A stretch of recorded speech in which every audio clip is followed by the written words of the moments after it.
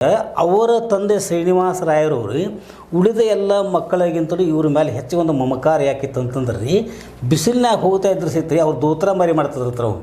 ಯಾಕಂದ್ರೆ ಹುಚ್ಚಿ ಇವ ತನ್ನ ಹೆಂಡತಿಗೆ ಹೇಳ್ತಿರ್ತಾರೆ, ಇವ ನಮ್ಗೆ ಸಾಮಾನ್ಯ ಮಗ ಅಲ್ಲ, ಇವತ್ತಿಲ್ಲ ನಾಳೆ ಇಡೀ ಒಂದು ಕನ್ನಡ ಸಾರಸ್ವತ ಲೋಕಕ್ಕೆ ದೊಡ್ಡ ಪಂಡಿತ ಆಗ್ತಾನೆ ಅಂತೇಳಿ ಅವ್ರು ಬಾಯಿಲೆ ಅಂತಿದ್ರಂತ್ರಿ. ಅವರು ಅದೇನು ಗೊತ್ತಿಲ್ಲ ರೀ, ಹಂಗೆ ಇವರು ಬೆಳೆದು ಬಂದ್ರೆ ನೋಡಿದ ತಕ್ಷಣ ಅನ್ಸಿರ್ಬೋದು.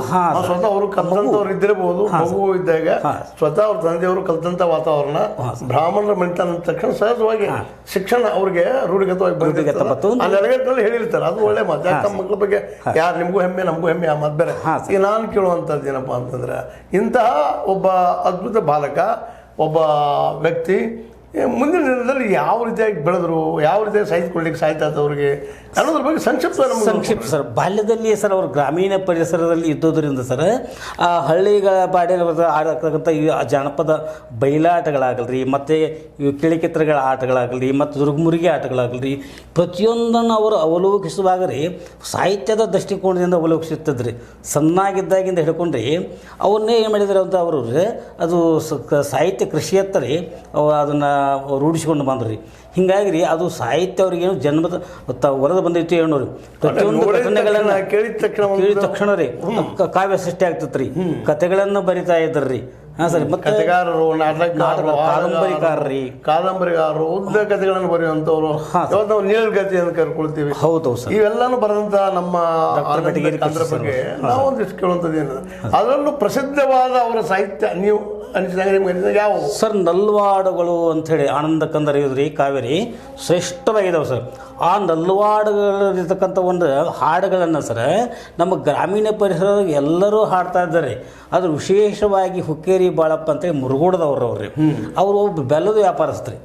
ಅವ್ರೇನು ಮಾಡ್ತಾ ಇದ್ರು ಅಂತಂದ್ರೆ ಸಂತಿಗೆ ಹೋದಾಗ ಅದು ಮತ್ತು ಒಂಥರ ಖುಷಿಲಿ ಹಾಡ್ಕೋತ್ರಿ ಬೆಲ್ಲದ ವ್ಯಾಪಾರ ಮಾಡೋರು, ಹಿಂಗೆ ತಗೋಯಕ್ಕ ಅಂತೇಳಿ ಅವರೇನು ಮಾಡಿಸ ಆನಂದ ಕಂದರ ಹಾಡುಗಳು ಸಹಿತ ರೀ ತಮ್ಮ ರೂಢಿಗೆ ಇಟ್ಕೊಂಡ್ರಿ. ನಾ ಸಂತಿಗೆ ಹೋಗಿನಿ ಆಕೆ ತಂದಿದ್ದಳು ಬೆನ್ನಿ, ನಾ ಸಂತಿಗೆ ಹೋಗಿನಿ ಆಕೆ ತಂದಿದ್ದಳು ಬೆನ್ನಿ, ಹಿಂಗೆ ರೀ ಆನಂದ ಕಂದರ ಹಾಡುಗಳನ್ನು ಹಾಡಿ ಗಿರಾಕಿಗಳನ್ನು ಕೂಡ ಆಕರ್ಷಿಸಿದ್ರು.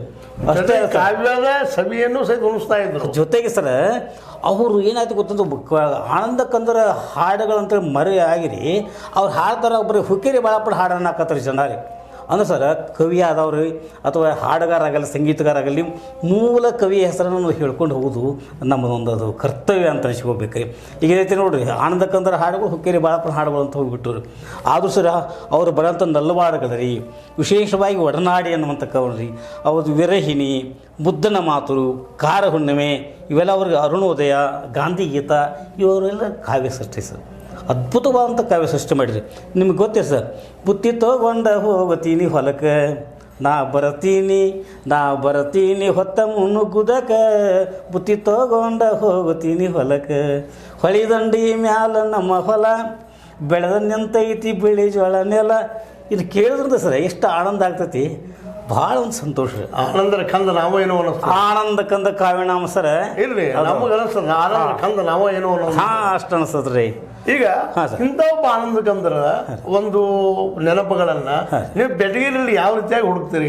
ಇವತ್ತಿನ ಬೆಟಗಿರಿಯಲ್ಲಿ ಯಾವ ರೀತಿಯಾಗಿದೆ ಅಂತ ಸರ್? ಇವತ್ತೇನಾಗ್ತದೆ ಅಂದ್ರೆ ನಮ್ಮಲ್ಲಿ ಜನ ಏನಾಗುತ್ತೆ, ಸತ್ತ ಎಮ್ಮೆಗೆ ಸೇರು ತುಪ್ಪ ಅನ್ನಂಗೆ ಸರ್. ಆನಂದ ಕಂದರು ಇದ್ದಾಗ ರೀ ಅವ್ರಿಗೆ ಏನು ಸಿಗಬೇಕಂತ ಸ್ಥಾನಮಾನಗಳು, ಗೌರವಗಳು ಅಷ್ಟೊಂದು